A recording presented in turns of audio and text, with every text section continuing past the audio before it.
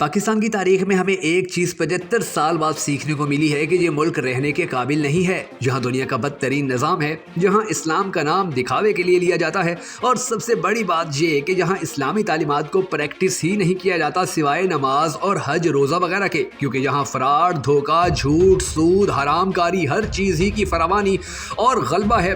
अभी कितना दिल दहला देने वाला वाक़या सामने आया है कि एक शख्स ने लोन ऐप से 13,000 का कर्ज लिया, दूसरी ऐप से 22,000 का कर्ज लिया, इसका कर्ज बन गया 8 लाख का और इसने तंग आकर अपनी जान ले ली और मरने से पहले एक ऑडियो नोट छोड़ा जो हम आपको सुनवाते हैं और इसके बाद हम आपको ये दिल दहला देने वाली सारी कहानी भी बताएंगे। ये वीडियो खासकर उन लोगों के लिए है कि जिन लोगों ने कर्ज ले रखा है और अब आप लोगों के लिए यही पैगाम है कि आप लोगों ने अब डट जाना है और इन्हें एक भी रुपया वापस नहीं करना और ये ऐप्स वाले आपका कुछ भी नहीं बिगाड़ पाएंगे। वो कैसे, इस वीडियो में हम वो भी आपको बताएंगे। मगर वीडियो में आगे बढ़ने से पहले हम सबको दुआ करनी है कि ऐ हमारे परवरदिगार हमारे हाल पर रहम फरमा और हर उस इंसान की मुआशी मुश्किलात खत्म कर के जो कभी कर्ज उठाकर अपनी जिंदगी का सर्कल चलाते हैं और कभी किसी से मांग तांग कर गुजारा करते हैं। अगर आप भी हम सब के साथ इस दुआ में शामिल होना चाहें तो कमेंट सेक्शन में आमीन जरूर लिख दीजिएगा। मैं हूं शकील हैदर और आप देख रहे हैं आपका पसंदीदा चैनल बगा फैक्ट्स। नाज़रीन गिरामी, अब आप उस मसूद नामी शख्स की बेबसी से भरी आखिरी ऑडियो सुने कि जिसमें वो कहता है ना ही मैं अच्छा खामद हूँ, ना ही अच्छा बाप साबित हो सका और ना ही मैं अच्छा बेटा बन सका था। मैं जा रहा हूँ, मुझे माफ कर देना। मुझे माफ कर देना। ना मैं आपके काबिल हूँ, ना मैं बच्चों के, ना मैं अच्छा बाप बन सका और ना मैं अच्छा हस्बैंड और ना अच्छा बेटा। मैंने बहुत सारे लोगों के पैसे देने हैं सूद के, जो उन्होंने मेरा जीना आराम किया हुआ है। इसलिए मैं आपको बोल रहा था कि घर सेल कर देते हैं। आपने बोला नहीं, घर नहीं सेल करना। मेरे पास और कोई ऑप्शन नहीं था। मुझे माफ़ कर देना। मेरा मोबाइल बंद रखना कम से कम 1 महीना और बाद में से मैं निकाल के फ़ोन मुनीब को दे देना। आई एम सो सॉरी, मुझे माफ़ कर देना।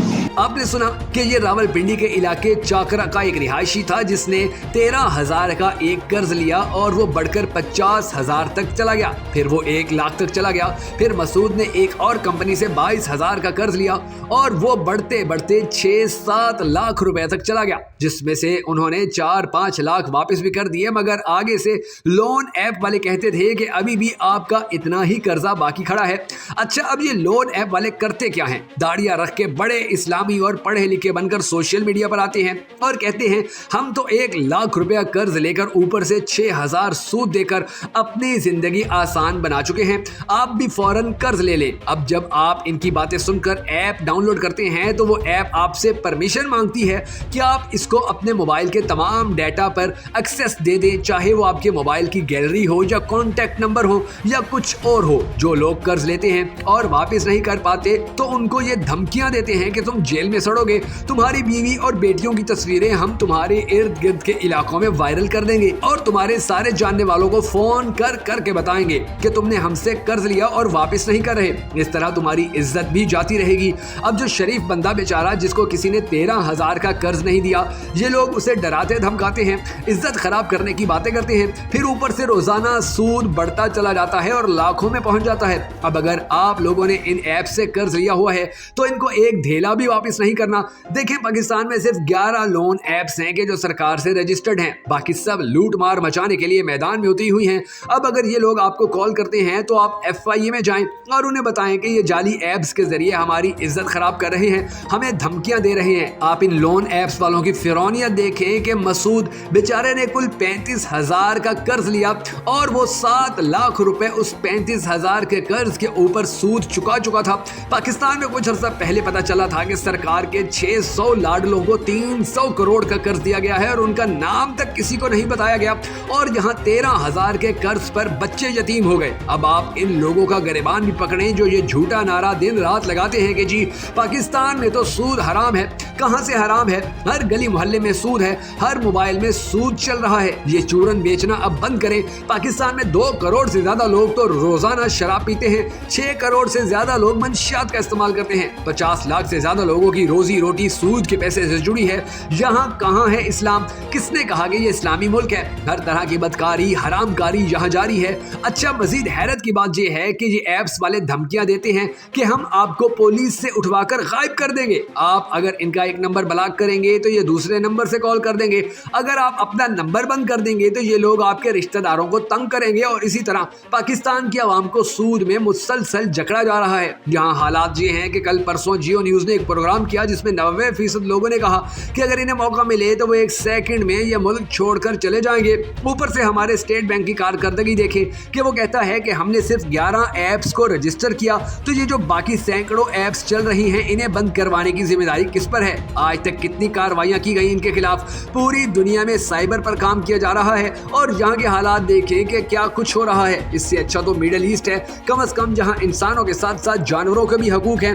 अब वहाँ पर कितनी बड़ी तादाद में इंडियंस भी रहते हैं, पाकिस्तानी भी रहते हैं, बंगाली भी रहते हैं। वहाँ पर कोई जाए और इस तरह की ऐप बनाकर उनको लूटने की कोशिश करे तो आप देखेंगे कि अगले दिन उसको लटका देंगे, उसको जेल में उठा के फेंक देंगे कि तुम यहाँ पर आकर कौन सा नया ड्रामा शुरू करके बैठ गए हो जी। वो यानी कि पूरी दुनिया के, पाकिस्तान, भारत, बांग्लादेश, श्रीलंका के अलावा पूरी दुनिया के अंदर इस तरह की ऐप्स चल भी रही हैं। वो बड़े अच्छे तरीके से लोगों को फैसिलिटेट भी कर रही हैं। वहाँ पर वो जो रजिस्टर्ड भी हैं और वहाँ पर किसी की जरूरत नहीं है ऐप्स वाले की कि वो किसी कर्जदार को धमकी दे या किसी कर्जदार को जो है कि हमारे पैसे वापस करो वरना तुम्हारी फैमिली की तस्वीरें हम वायरल कर देंगे या तुम्हारी हम जो प्राइवेट लाइफ है हम उसको सोशल मीडिया पे ले आएंगे। ये सिर्फ पाकिस्तान के अंदर है, बांग्लादेश के अंदर है, भारत के अंदर है, श्रीलंका के अंदर है कि यहाँ पर इन लोगों ने लूट मार मचाई हुई है, यहाँ पर इन लोगों ने आवाम का जीना हराम किया हुआ है। और यकीन जानिए कि ये सारे मजालिम सिर्फ इस वजह से हो रहे हैं कि हम पाकिस्तानी अपने हक के लिए खड़े नहीं होते हैं। अगर हम अपने हक के लिए खड़े होना शुरू हो जाए तो ये जो मसूद जिस बेचारे ने अब उसके 2-3 बच्चे थे वो यतीम हो गए हैं, इस तरह जो हम वाक़यात देखते हैं इन वाक़यात से हमारी जान भी छूट जाएगी।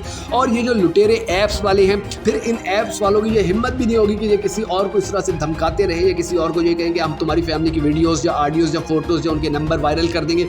और हमारा जो यहाँ का कानून नाफिज करने वाला जो इदारा है या हमारी जो पुलिस वगैरह है, इससे अगर आप ये उम्मीद रखते हैं कि ये आपको इंसाफ दिलवा देंगे तो इंतहाई माजरत, हमारे इन इदारों को तो हमारे सियासतदानों ने अपने घर की लौंडी बना लिया है। इन इदारों का इतना बुरा मोरल डाउन किया गया है, इतना मोरल डाउन किया गया है कि ये बेचारे ना आवाम के अंदर जाने के रहे हैं, ना अपनी ड्यूटी पूरी करने के रहे हैं और ना ही ये सरकार के रहे हैं, क्योंकि हर जगह से इनको बुरा भला कहा जाता है, हर जगह से इनको अप्रिशिएट करने के बजाय इनको मजीद नीचे किया जाता है। और ये सूरत हाल तब तक चलती रहेगी जब तक पाकिस्तानी कौम अपने हक के लिए खड़ी नहीं होती।